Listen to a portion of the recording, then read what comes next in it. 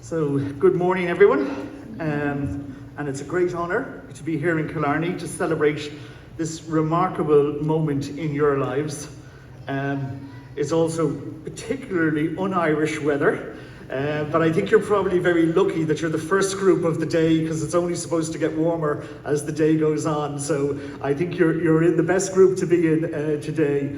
As the Minister, your government, I am immensely proud that you will obviously all become Irish citizens from this day forward. And Ireland is not simply the place where you live, it's your country, and most importantly now, your home. I want firstly to acknowledge that this ceremony was initially scheduled obviously for April, and I understand for some people that wait has been difficult, but thankfully we are all here now in this beautiful weather here in Killarney to celebrate this day. And looking round this room, I see obviously the joy, the anticipation, the pride, but I also see in people the resilience, the determination, the commitment, that each of you have your own story, your own path that has led you here. And whatever that starting point, what matters is that the lives that you have built, the communities that you have joined, the responsibilities you've taken on. Irish citizenship is not granted lightly. It recognises that you are not just simply living in Ireland, but that you are actually part of Ireland. And in a short while, you will make a declaration. It's a very simple set of words, but it carries really deep meaning. It marks the closing of one chapter and the beginning of another. So let me begin with something equally simple and sincere. Let me begin by saying thank you. Thank you to you for choosing Ireland. Thank you for building your lives here. Thank you for contributing your skills, your cultures, your languages, your traditions, and your energy to what is our shared society. Today is a milestone, one I hope you will remember and share with your families for many, many years to come. Ireland understands migration, not just as an abstract concept, but as a lived experience. For generations, Irish people left these shores in search of opportunity and new beginnings.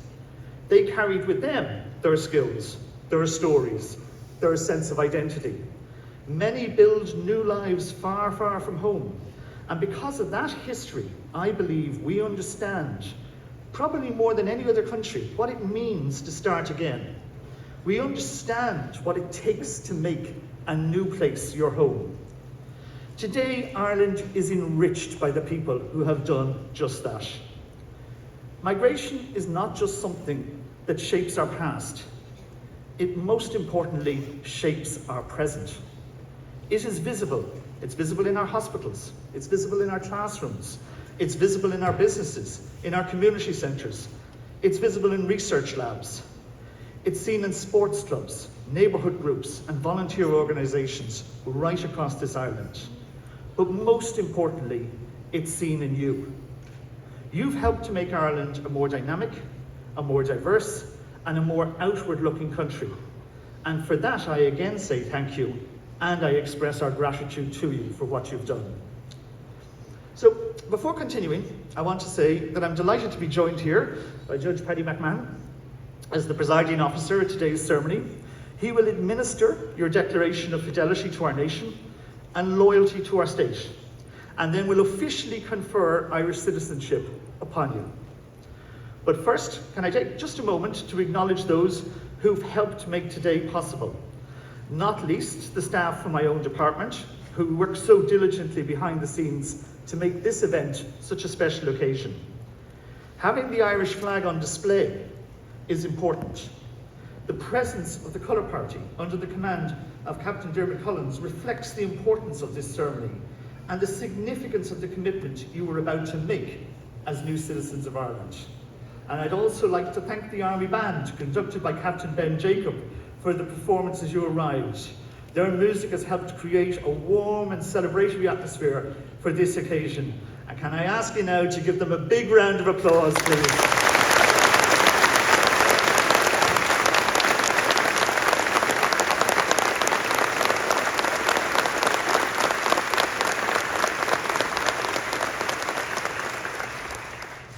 That's great, and I hope you've saved some of that applause, because we also have here with us Elaine Hogan, who's with us today on the harp music, and it's a beautiful backdrop for today's ceremony, and I'd like to thank her for sharing her talent. And can I again ask you to do another big round of applause there for Elaine?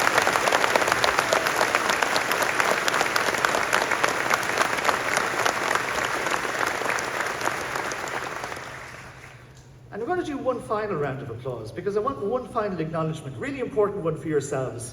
I think just to acknowledge all your families and friends who are here with you today. For all of them, it's a journey shared, and I think we should acknowledge everybody who's here to support you.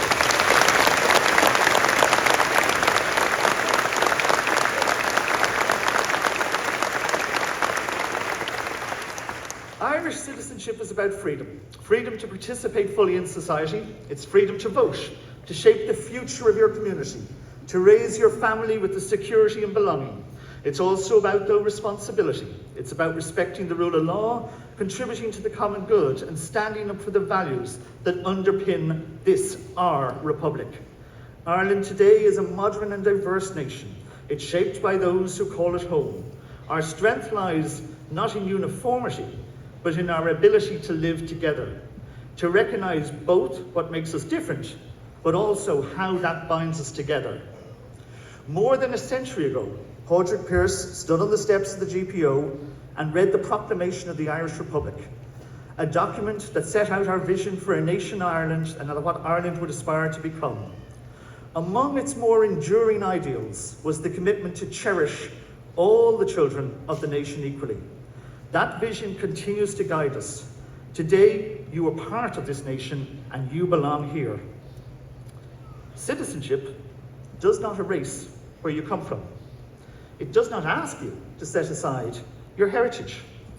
Rather, it says, let's add another layer to your identity. So from today, you carry Ireland with you, not only in a passport, but in your voice, your vote, your participation, and your presence in the community.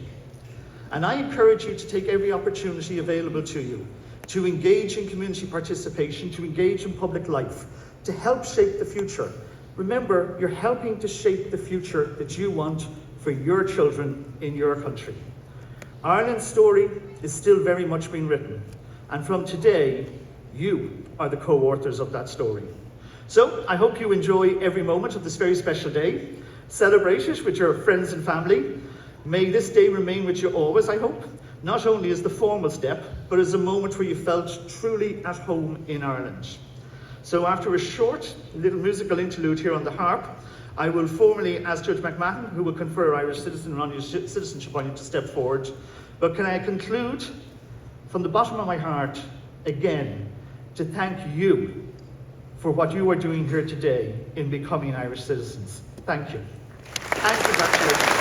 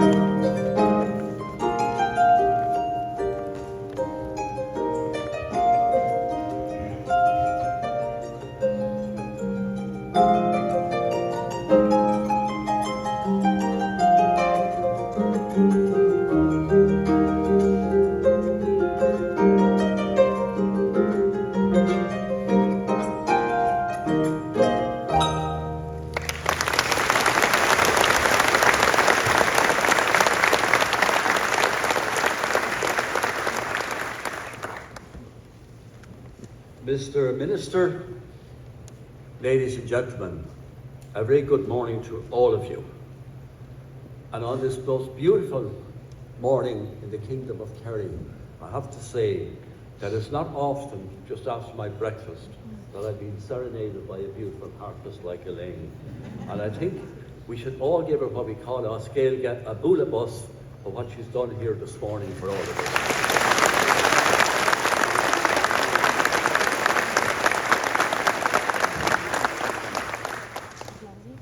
Ladies and gentlemen, I am honoured to be with you today on this most wonderful occasion and here to celebrate this important milestone in your lives and this most joyful occasion in the life of our country.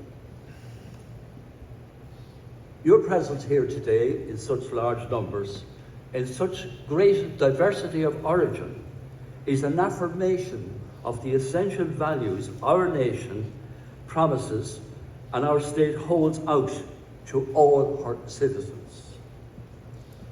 My role here today is that of presiding officer, and in that capacity, I will be calling upon you to declare your fidelity to the nation and loyalty to the state. As you know, these are solemn legal pledges which you are required to make before you become a citizen. However, more of that later, so don't be alarmed. It's not that difficult and it's not too serious. The proclamation of our republic and the values of which it is founded are real and tangible and are the right and entitlement of every citizen to assert and enjoy. As citizens, you will share the same rights and responsibilities as every other citizen of our country. That means, for example, you may vote and decide on who will represent you in councils and parliaments, and you may seek to represent others. The highest office in the land is or will be open to you. And with that goes the duty of all citizens to promote not just their own well-being or that of their family, but a healthy social, cultural and economic life of their communities, their cities and towns, and the country itself. And we trust that you will uphold that. Needless to say, it calls upon you to respect and uphold our laws and to be good citizens. As new citizens, you will contribute to the creation of a new, inclusive and diverse society. In bringing your culture and traditions and unique experiences to this country and joining them with ours, you redefine what it means to be Irish and you enrich our national life. In a world of instant communications, we can only marvel that your presence among us has helped to embrace new ideas, new traditions, and new ways of doing things. Your presence here today helps to accommodate our membership of the global family of nations. This makes Ireland a stronger and a better place for all her citizens. As you embrace the values of your new country, you must never, ever forget the cultural influences of your homelands. Keep alive and share with your children, neighbours and community the culture and traditions of your homelands so that we can learn from you and shape and evolve our traditions, our literature, our music and our song. These things are most precious to us and are the things people in faraway lands associate most with our country. When Irish people travel and settle around the globe, we bring with us the things that define us. This love of home and tradition has been kept alive down through the generations, and indeed was given great practical expression some years ago by the tens of thousands of people who came back to here to what we call the gathering. Maintaining those traditions has not diminished in any way our presence, participation or respect in and for the communities we settled in around the globe. It has worked for us when we travel far and wide. We have attained the highest offices and achieved things we thought were beyond our reach. You may recognize the Latin phrase carpe diem, or in English, seize the day.